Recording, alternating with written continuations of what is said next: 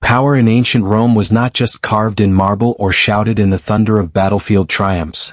It lived in the shadows. It moved through whispered orders, locked doors, and the silent fear of those who knew they could disappear without leaving a single mark on history. As Rome swallowed continent after continent, its hunger stretched beyond gold, beyond territory, beyond tribute. Wanted people. Wanted bodies. And the most vulnerable bodies were young girls, taken, traded, erased. This part of Roman history wasn't celebrated in victory parades or carved into triumphal arches. It existed beneath them, buried under stone, hidden beneath the myth of Roman civilization, where the cost of empire was paid in childhood, innocence, and silence. Today we step into that silence. And what you're about to hear is not the Rome they show in movies. This is the Rome that built its greatness on the backs of the conquered, and the smallest shoulders carried the heaviest chains. Before we continue, make sure you subscribe, because what follows will take you into parts of history most people never hear, and once you enter, you won't look at Rome the same way again. Back to the story. When the Roman Republic began stretching its borders, the world didn't just fear Roman swords, they feared Roman policies. Conquest wasn't merely a military act. It was an industry. And human beings, especially young girls, were its most profitable resource. Across Gaul, Asia Minor, Britannia, Hispania, Judea, no matter the land, the ritual was the same. A Roman legion would storm a village. The smoke would rise first, then the shouting, then the screams, and finally the silence of a place emptied. Anything the Romans took became preda, booty, spoils, property. No distinction between a golden cup and a 12-year-old child. The classification was instantaneous. A girl captured in war was no longer a person in Roman eyes. She was a unit of profit. Roman officers were trained to separate the captives with mechanical efficiency. Older men killed or enslaved. Young boys sent to labor. Women, sorted by age. And young girls, especially those between 10 and 15, were removed first. They were considered the most valuable, the most marketable, the most compliant. To the Romans, youth meant profit. Youth meant obedience. Youth meant years, decades, of service. Some legionaries wrote that the process became routine. A town fell, the dust settled, and then the inventory began. Girls were pulled from hiding places under broken huts, from beneath collapsed walls, from cages, from the arms of dying family members. Some were taken alive moments after watching their homes burn. Once seized, they were often stripped, inspected, and marked with a brand or ink to show ownership, like luggage in a market. This wasn't the worst day of their lives. It was only the beginning. Roman historians themselves left chilling evidence. Plutarch described how Lucullus's conquests in Pontus flooded the slave markets so thoroughly that the price of a human plummeted. Girls sold cheaper than livestock. Tacitus recorded the aftermath of Jerusalem's fall in 70 CE. Jewish girls chained and paraded behind General Titus, forced to walk beneath crowds who cheered their defeat. When the triumph ended, their value began. They were sold to households, brothels, labor camps, whichever Roman needed them most. And this was legal, normal, expected. The trauma of that moment would never leave them. Some had watched their fathers executed, their mothers taken, their siblings separated forever. Then they were marched out, losing home, identity, religion, language, name. Roman law did not recognize their personhood. A slave did not have a legal age. A slave did not have legal pain. A slave did not have a legal voice. Many girls were forced to walk hundreds of miles to the nearest port, chained together, barely fed. Others remained in makeshift holding pens, temporary cages where disease spread faster than hope. The weak were discarded. The strong were sold. Every step brought them closer to the same place. The Roman slave market. Picture this.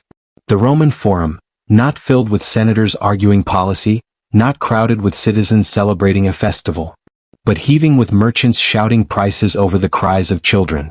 The smell of sweat, dust, perfume, and fear mixing in the air. Rows of captives, mostly young, mostly shaking, displayed like objects. This was the Venalitia, the Roman slave markets. They existed in every major city, but the largest, the most ruthless, the darkest of them all was near the Forum Boarium. People traveled from across the empire to buy the newest stock. Girl after girl, some barely old enough to speak, was pushed onto the catasta, the raised wooden platform where buyers examined them like animals. Cicero didn't veil the brutality. He wrote that slaves were placed on the stand and displayed like merchandise. Displayed. Not protected. Not clothed. Displayed. Buyers checked their teeth, skin, posture, probing their bodies with no shame, no restraint, no empathy. Many barked questions the girls couldn't understand. Others negotiated loudly over height or complexion as if discussing fabric. Each girl often wore a titulus, a small sign around her neck stating her age, origin, and any defects. A cough, a limp, a refusal to obey. The signs rarely told the truth. Sellers lied to secure higher prices. Trauma was hidden. Illness masked. Even rebellion, beaten out of many during transport, was erased from the placard. And for the youngest girls there was another layer of horror. They weren't simply purchased for labor. Wealthy Roman households didn't buy them to clean kitchens or wash clothes. They were bought for service. For attendance. For companionship. Roles that blurred into darker purposes. Purposes that Roman writers hinted at but rarely admitted outright. Once the sale was completed, the dominus, the master, owned her completely. Not metaphorically. Not symbolically. Legally. A girl bought in the Forum had fewer rights than a broken piece of pottery. At least pottery had a replacement cost. A slave girl could be replaced overnight.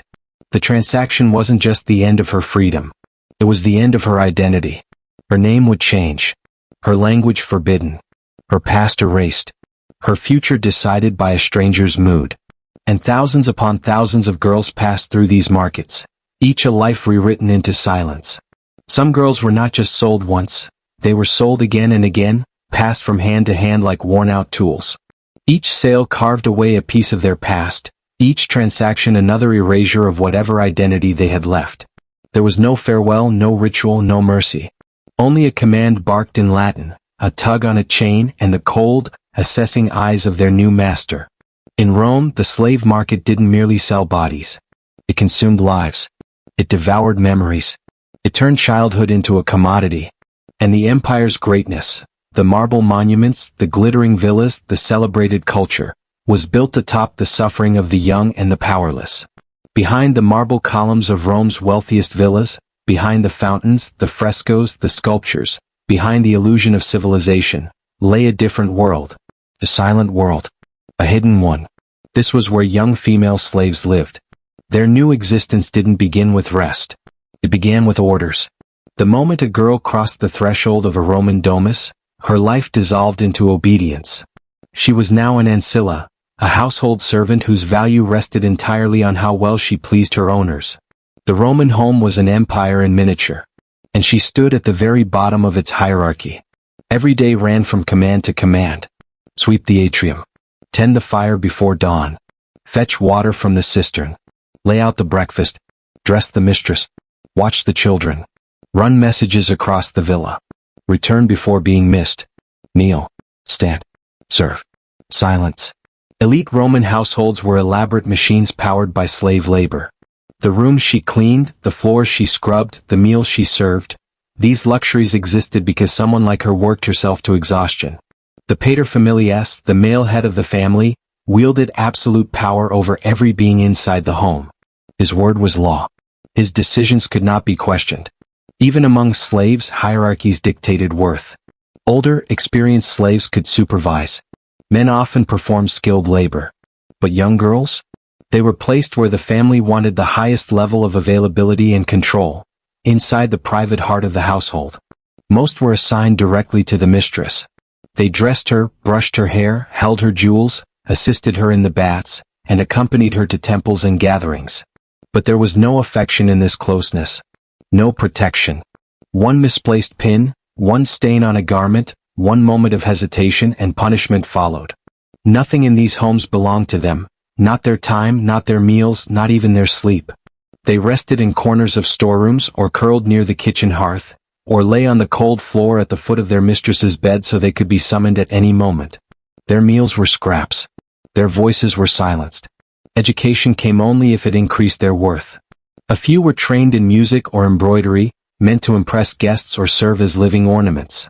Others were taught basic medicine, useful for tending babies or elderly masters. but most learned only enough Latin to obey. Their native languages, Celtic, Hebrew, Greek, Aramaic, Thracian, were discouraged, sometimes forbidden, sometimes beaten out of them. Rome did not want them to remember where they came from. It wanted them to forget. And servitude was not temporary. The years did not bring freedom. A girl remained bound unless sold, punished, exchanged, or freed, a rare event, usually reserved for adult male slaves who brought prestige to their masters. For young female slaves, their purpose, labor, obedience, closeness, kept them deep inside the household, where escape was impossible and witnesses were everywhere. Behind the marble facades, their suffering was invisible. They polished silver they would never touch at a table. They raised children they did not birth. They perfected the elegance of Roman life, even as their own lives withered into silence. In the glittering world of Roman wealth, mistakes were not tolerated. Disobedience, even imagined disobedience, was met with cruelty that was legal, normalized, and often encouraged. To understand the terror enslaved girls lived under, you must understand one Roman concept. Vitae nascisque potestas, the power of life and death. The paterfamilias held this power over everyone in his household. Wife, children, slaves. The empire might change, emperors might fall, but inside the home, his word was final and unquestionable. A young slave girl could be punished for anything. A broken dish. A slow response. A frightened expression. A tear wiped too late. A moment of exhaustion mistaken for defiance. Punishment wasn't the exception, it was the system. Seneca wrote almost casually that Romans abuse our slaves as though they were not men, stripping away any notion of humanity. Pliny described overseers stationed around estates, whips in hand, ready to enforce discipline instantly. For girls, these punishments often happened in hidden spaces, behind kitchen doors, in storerooms, in dim courtyards where no guest would see. Humiliation accompanied every blow. Some were forced to kneel for hours. Others received lashes for minor errors. Some were deprived of food. Many were punished not for what they did, but for being nearby when something else went wrong. Public punishments were used for a different purpose. To warn the others. A girl might be paraded before the household, forced to stand or kneel while the master berated her. Some were whipped in front of other slaves to instill fear. Others had their hair shaved, a sign of disgrace in Roman culture. The message was always the same. Obey without hesitation. Serve without question. Suffer without protest. Fear was Rome's most efficient tool of control. Inside these households, a young girl lived in a permanent state of alertness, watching every gesture, every change in tone, every shift in the mistress's expression. She learned to anticipate danger before it appeared, because the price of failure was pain. Even when her body healed, the memory didn't. Fear seeped into her bones. Silence became her only shield. Survival became her only purpose. Punishment in Rome did not end with whips, shaved heads, or humiliation. Sometimes enslaved girls were chained in open, visible parts of the household, placed exactly where every slave walking by could see them. Their suffering became a lesson. Their exhaustion became a warning. Their tears became a message written in silence. Disobedience is death. Obedience is survival. Masters used these displays the way generals used executions, strategic, public, and meant to break the spirit of everyone who witnessed them. A girl might be forced to perform hours of grinding labor under the sun, still chained, even while trembling from hunger or fever. It wasn't about correcting behavior anymore. It was about crushing will. Some masters took the cruelty further. Terrified of theft or escape, they branded girls who attempted to flee with the letters FUG, fugitivus, runaway. Burned into the forehead. Burned into the shoulder. Burned into the soul. A mark they would carry for life. A mark that erased their past and denied their future. Roman law supported this violence. Under the Lex Aelia Sentia, slaves accused of conspiracy, defiance, or striking a master could legally be executed. Young girls were rarely put to death, but they lived every day with the knowledge that Rome would permit it. The threat was enough. Punishment wasn't a reaction. It was a system. A machine designed to break resistance before it could form. A method of shaping obedience through fear so deep it became instinct. For these girls, silence wasn't weakness. Silence was their only safe rebellion. Freedom. A word that echoed through the slave quarters like a ghost. Powerful. Beautiful. unreachable. For most enslaved girls, freedom hovered at the edges of imagination. A faint possibility whispered among older women, a story someone claimed to have heard, a dream that died at dawn. And yet, manumission did exist. In Rome, a slave could be freed through a formal act called manumissio, to send forth from the hand. It was civilization's most hypocritical gesture. An empire built on bondage offering a tiny window of escape. But that window was almost always closed for girls. Manumission could occur in several ways. Before a magistrate, by inclusion in a master's will, by public declaration in front of witnesses, or informally, through a promise honored by custom. But enslaved girls had none of the advantages adult male slaves sometimes gained: no skilled training, no accumulated savings, no social position, no legal advocates. Their only route to freedom came through the household itself. Years of loyal service. Years of raising their master's children. Years of tending to their mistress. Years of intimate, invisible labor. And sometimes, though no Roman inscription ever admits it, freedom came because a girl bore her master a child. In these cases, manumission served politics, legitimizing lineage, securing inheritance, preserving the reputation of the household. Those who were freed became liberti, freed women. But freedom came with chains of its own. A libertina owed lifelong loyalty to her former master, now her patronus. She might still owe labor. She might still owe obedience. She might be called upon at any time. She could not testify against him in court. She could not rise above him socially. Even her name was taken. She received her former master's family name, tying her identity forever to the household that once owned her. Whatever name she had before, the one given by her mother, the one spoken in her homeland, was erased. Some freed women found modest success. Some married. Some opened small taverns, textile shops, or bathhouse stalls. Some raised freeborn children who never tasted slavery. Tombstones in Rome still speak their stories. Once a slave, now a wife. Freed woman, beloved mother. Honored for her loyalty. But these monuments are rare, exceptions pulled from an ocean of suffering. For most young female slaves, manumission never came. Age, gender, and role sealed their fate. Rome rewarded obedience, not humanity. Freedom was not a right. It was a gift, and one rarely given. Rome called itself the light of the world, the bringer of order, the pinnacle of civilization. But beneath the marble floors, beneath the political speeches, beneath the triumphal arches, the empire's foundations were carved into the lives of enslaved children, especially girls. They built Rome's economy. They sustained Rome's households. They fueled Rome's luxuries. They endured Rome's brutality. Their silence, forced, beaten, branded into them, became the unseen pillar of an empire that claimed to value justice but thrived on domination. This is the truth beneath the glory. Rome's greatness was paid for with the innocence of those who could not speak for themselves. Their stories were not recorded in the histories written by senators and scholars. Their lives were not engraved in stone. Their suffering did not make it into the triumphal processions. But without them, Rome would have collapsed.